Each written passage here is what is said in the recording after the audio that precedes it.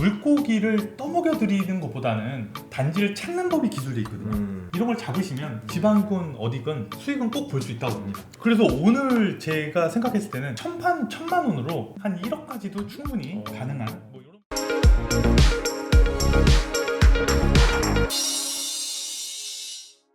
아무래도 선구안을 갖는다, 이걸 어느 지역을 찾는가, 이런 게 상당히 궁금하실 거예요. 너무 궁금하죠. 애초에 스타팅이 안 되니까 그렇죠. 여러분들이 먼저 쉽게 찾는 법을 하나 알려드릴게요. 그러니까 지금 여기까지 보신 분들은 그랬으니 어디를 가라는 거야? 지금 이 생각을 그러니까 하고 계시는 어디 이거 굉장히 궁금하실 텐데 거거든요. 안타깝게도 요즘 이제 좀 뭐랄까, 네. 제가 단지명을 찝어드리고 싶은데 그렇죠. 네. 야, 이거 무서워가지고 저도. 고기를 잡는 방법을 알려드리겠다고. 맞습니다. 과장님이. 저는 사실 그게 중요하다고 봐요. 제 책에도 물고기를 떠먹여 드리는 것보다는 이제 단지를 찾는 법이 기술돼 있거든요. 결국은. 그래서 여러분들께 지금 띄워드리는 화면을 잠깐 보시면 이게 KB은행 전국 아파트 매매 가격 상승률이라는 거예요. 네. 예, 요거는 2021년 8월 16일 기준으로 나와 있는데 딱 보시면 상당히 다양한 지역, 뭐 지방까지도 상승률이 다 나오거든요. 여기를 보시면 시뻘건대는 이미 상승률이 많이 높아져 있는 상태입니다. 많이 상승률이 높은 곳은 호가가 떠 있다는 말이에요. 네. 그런 곳은 높은 호가를 잡았을 때, 달리는 말에 올라탔을 때 이 달리는 말이 얼마나 달릴지를 예상이 안 되니까 리스크는 있겠죠. 그죠. 물론 초단기적으로는 수익이 나올 확률이 있지만 리스크가 있다는 말이고, 하얀색은 아직은 이제 상승에 대한 기대가 좀 없는 곳이죠. 그죠? 그러니까 제가 볼 때는 붉은빛이 약간 도는 곳 중에서 그 곳을 하나를 딱 찍으셔서, 예를 들어서 인천이라고 하면 예. 여기를 한번 보시면 인천은 여기 대부분 빨간색인데 미추홀만. 그러게요. 분홍색이네요. 분홍색이죠? 크네. 그럼 이제 미추홀이 비교적 입지적으로 다른 것보다는 좀 하급지겠구나라는 생각을 할 수가 있겠는데 상대적으로 미추홀은 시세가 좀 늦게 들어오고 있구나라고 생각할 수도 있는 거거든요. 인근이 지금 다 빨간색, 얘도 어쨌든 가거든요. 그렇다면 미추홀을 한번 들어가 보고 거기서 뭐뭐뭐가 있겠구나 라고 생각을 해보고 실제 단지를 클릭을 해보고 최근에 얼마나 상승했구나, 최근 3년간 아예 안 오른 것도 있거든요. 뭐 서울은 이미 거의 다 3급지까지 다 시뻘건색으로 도배가 돼 있어서 지금. 그러네요. 예. 그래서 여기 뭐 당진이라든가 뭐 많죠. 뭐 경북 구미 뭐 이런데 네. 어쨌든 한번 살펴보시고 직접 이제 실거래가를 하나씩 눌러보시는 게 제일 낫다고 봐요. 그러니까 제가 어디가 좋습니다라고 말씀드리면, 근데 지금 영상을 지금 당장 보시면 도움이 되겠지만 영상이 송출되는 또 시간이 있단 말이에요. 그렇죠. 그때 이미 그 떴을 수도 사이에 있죠. 그렇죠. 그러면 이제 또 좌절하고 또 가지가 이상한 얘기했다 뭐 네. 틀렸을 때 이렇게 되니까 차라리 제가 말을 했을 때 지금부터 적용을 하시면 되는 거예요. 좀 더 자세히 그러면은 네네. 이 동네 전체가 거의 실거래가가 안 뜬 데가 좋은 거예요? 그러니까 쭉 눌려있던 데가 좋은 거예요? 아니면은 어느 한 군데는 탁 띄었고 그 다음을 누리는 게 더 좋은 거예요? 후자입니다. 후자요? 예를 들어서 아예 안 올랐고 지금 분위기도 전혀 없다. 네. 그런 거를 우리가 선취매를 하는 거 굳이 그럴 필요는 없거든요. 그렇군요. 근데 어느 정도 이게 상승 분위기를 타고 있구나를 확인하고 들어가도 그래도 상승 초기에는 급매물이 있기 때문에 그 급매물을 사면 땡큐. 너무 좋죠. 그렇군요. 예. 그러니까 어차피 이제 주식과 다른 게 부동산은 정보가 있다고 해도 속도가 그렇게 빠르지가 않아요. 주식은 정보가 딱 들어오면 바로 상한가 푹 찍잖아요. 그렇죠. 근데 부동산은 그렇지가 않아요. 천천히 이렇게 가거든요. 근데 여기서 올라가도 이제 아까도 말씀드렸지만 호가가 위 아래가 이렇게 어느 정도 섞여 있어요. 그러니까 이런 부분을 여러분들이 급매물을 또 잡을 수가 있으니까 또 부동산의 꽃은 급매물이라 이런 걸 잡으시면 지방이건 어디건 수익은 꼭 볼 수 있다고 봅니다. 그런데 이 또 지방에 있는 매물 투자를 할 때 이 집을 직접 가서 보는 게 또 쉽지가 않잖아요. 맞아요. 보통 이제 계좌를 달라 그래서 바로 던지거나 이런 네네네네. 경우를 많이 하는데 이 집이 너무 상태가 안 좋아서 싼 거면 어떡하지? 라는 생각도 좀 하실 것 같아요. 굉장히 좋은 말씀인데요. 여러분들이 그 인테리어를 좀 생각해 보실 필요가 있어요. 서울 아파트 같은 경우는 한 10억이 좀 넘잖아요. 지금 중위 가격이 평균 그죠. 가격이 한 12억에 12억? 육박하잖아요. 그러면 인테리어를 한 3, 4천만 원을 하더라도 이게 어느 정도 가격에 반영이 될 수가 있거든요. 뭐 12억이나 11억 7천이나 사실 가격 차이가 그렇게 심하지 않잖아요. 네. 그러나 1억짜리 집은 다릅니다. 1억이랑 1억 3천은 다르네요. 1억이랑 1억 3천은 천지 차이예요. 예. 1층 중에서도 완전 노수리가 이제 1억이고 네. 로얄층이면서도 풀수리가 된 게 1억 3천이고 뭐 이런 식이거든요. 근데 실제로 방금 말씀드렸지만 그 가격이 그렇게 다 반영되기가 힘들어요, 인테리어가. 그래서 지방은 인테리어가 된 곳을 들어가는 게 훨씬 좋습니다. 그래도 가급적이 임장을 한번 해보시는 게 좋아요. 물론 임장 안 하고 이제 이게 확실하다라면 그걸 안 보고 입금하는 게 더 빠르겠죠, 당연히. 네. 근데 가급적이면 날짜를 하루 지정을 해서 그날 이제 투어를 이제 동선을 짜가지고 여기 갔다 저기 갔다 저기 갔다 그러니까 한번 지방 투어 싹 하고 뭐 같이 이제 부부끼리 오붓하게 이제 맛있는 것도 먹고 네. 고향의 향기도 좀 느끼고 네. 좀 좋잖아요, 그죠? 예. 그러면서 이제 여행형 이렇게 코로나 시대에 뭐 겸사겸사 임장하는 또 재미가 있습니다, 그죠? 그래서 좀 갔다 오시면 여러모로 좋지 않을까. 아, 근데 왜냐면 수리 상태는 꼭 보시는 게 좋아요. 그렇군요. 특히 샤시. 샤시. 예, 샤시가 제일 비싸기 때문에 예, 샤시가 안 돼 있으면 기본적으로 돈 1,000만 원은 무조건 깨진다고 봐야 되거든요. 그러니까 샤시는 특히나 예, 보시는 게 좋고요. 지방에서 갭 투자를 천주고 했는데 전세가 빠지면 어떡하냐? 또 이렇게 이런 생각을 또 할 수 있거든요. 이건 어떻게 보통 답변을 해주십니까? 예, 전세가 빠지는 건 상당히 중요하고요. 만약에 전세가가 빠지면 집값이 무너질 수도 있거든요. 사실. 그죠? 전세가율이 상당히 또 중요하긴 합니다. 그래서 이 부분에 대해서 조금만 설명해 드리면 예. 최근에 그 제가 즐겨 읽는 또 삼토시님이 네. 최근 글이 있었는데 2007년도 상반기에 한강 이남의 전세가율이 37%였고요. 네. 2008년 하반기에 한강 이북의 전세가율이 42%였는데 예. 이때가 매매가가 정점이었거든요. 그러니까 전세가율이 굉장히 낮잖아요, 딱 봐도. 그렇죠. 전세가율이 낮다는 거는 매매가와 전세가 차이가 굉장히 크다는 거죠. 그러니까 매매가가 못 버티고 그때부터 떨어졌다. 또 이렇게 분석을 하셨더라고요.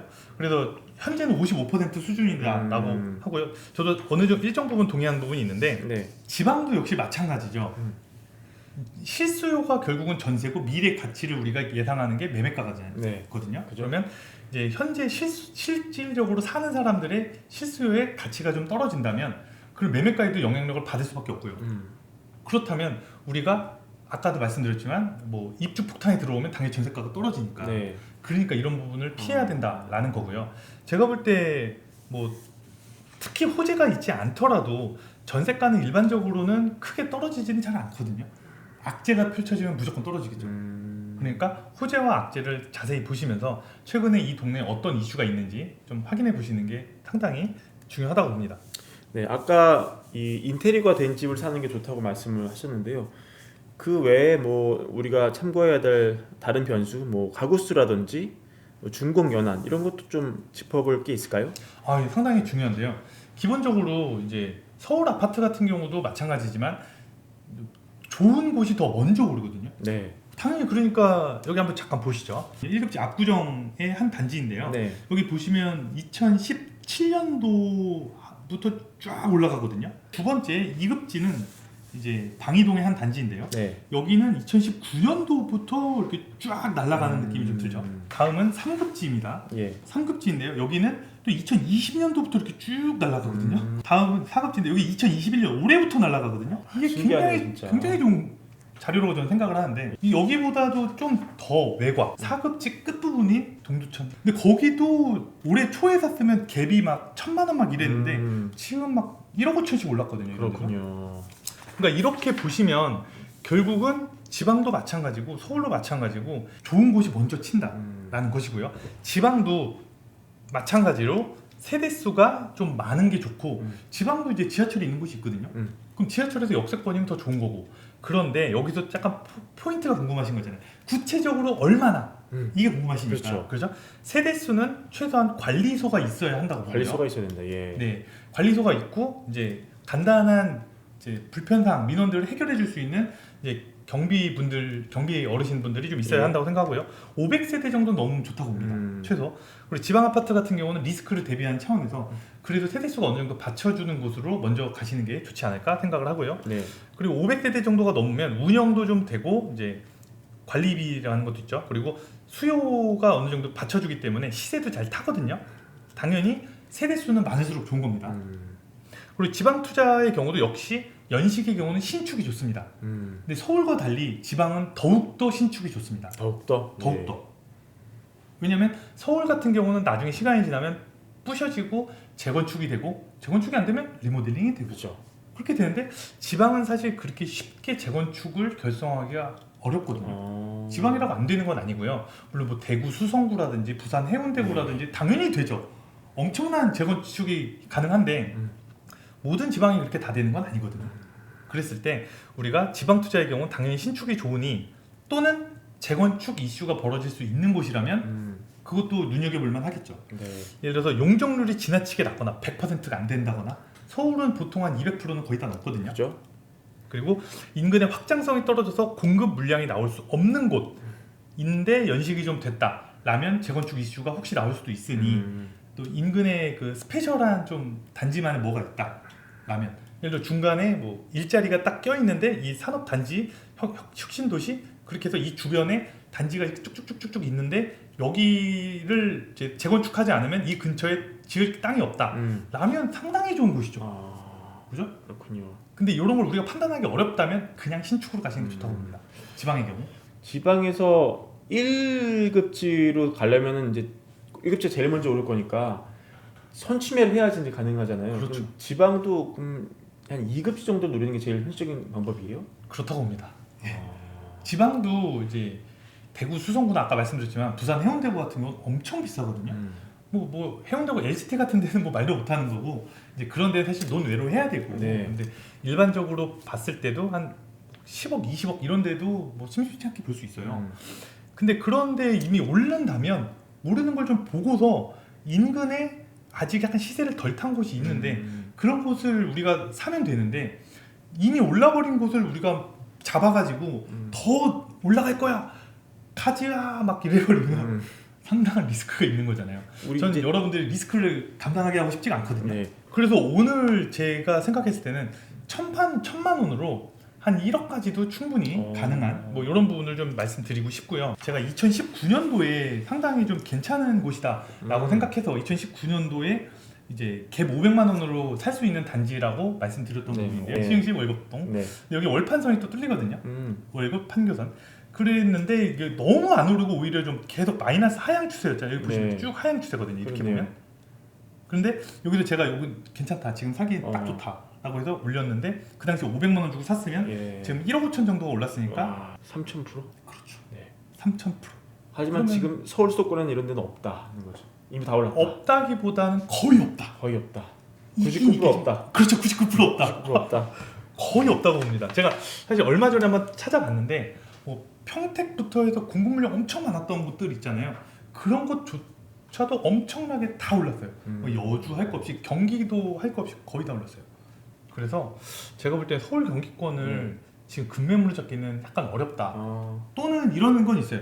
이제 경기권에서도 이제 단지 수가 좀 있는 곳이 많이 올랐기 때문에 네. 아직 단지 규모가 좀 작다거나 아니면 역세권이 좀 아니라거나 이런 데는 약간 덜 올랐거든요. 그런 데를 틈새 시장으로 들어가실 수는 있다고 봐요. 아 그렇군요. 네. 그럼 지금 말씀하신 이 소액 갭 투자는 수도권을 제외하고는 모든 광역시 인근 시도는 다 해당이 됩니까? 뭐 전라, 광주, 뭐 여기서 중요한 전라, 게 경상 다 들어가나요? 어느 정도 도시 규모가 좀 큰 곳을 좀 찾으셨으면 좋겠어요.